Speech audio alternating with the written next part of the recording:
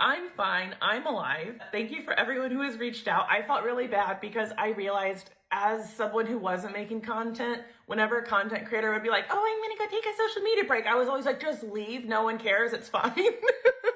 I did not realize people would take notice. I've posted on my stories a couple times, but obviously not everyone's gonna see that. So this video will live here on my page. First off, I'm in the next stage of my recovery from my conditioned POTS. It's really exciting. I'm really excited about it. That's what most of this video is going to be about. Also, one of the closest people to me has stage 4 cancer, so a lot of my energy has also been going to that. And then between both of those, I'm like, I don't need to be doing more. Today I'm doing this because I have it in me to do more, and so I'm doing more. That being said, the story I'm about to say, I have to stress, it's an anecdote. This isn't medical advice. I'm just sharing what's happened. I am making assumptions about my own body and health. I'm pretty sure they're accurate, but it has to be said.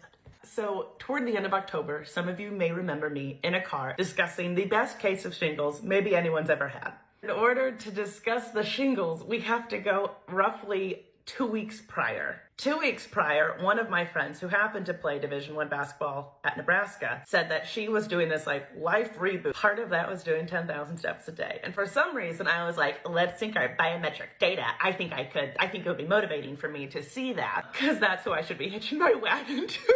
As if we aren't in very vast different places in our physical health, but it's fine. I sat there with myself and I thought, what if I tried to do 10,000 steps a day? What would that look like? I can pace it out. The first day I get up and I take our dogs on probably like a 30-minute walk, which was exciting. It was impressive. I was proud of myself. We go on the walk, we get home, I shower, I get right back into bed, feet raised, slept for 4 hours straight.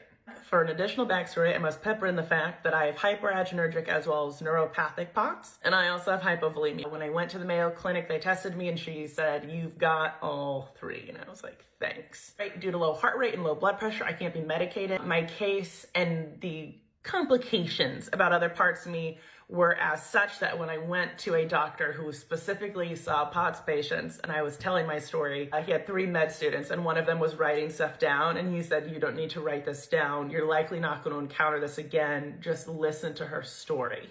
My adrenaline is super duper bad. A lot of you have seen over the, I guess, years now, I have posted even the progression of how much better I've gotten I used to be able to hear like a noise and I would have screamed and cried for an hour and then passed out and then woke back up disoriented. It's never emotional. It's purely physical. I have not had an adrenaline attack since probably September. Certainly not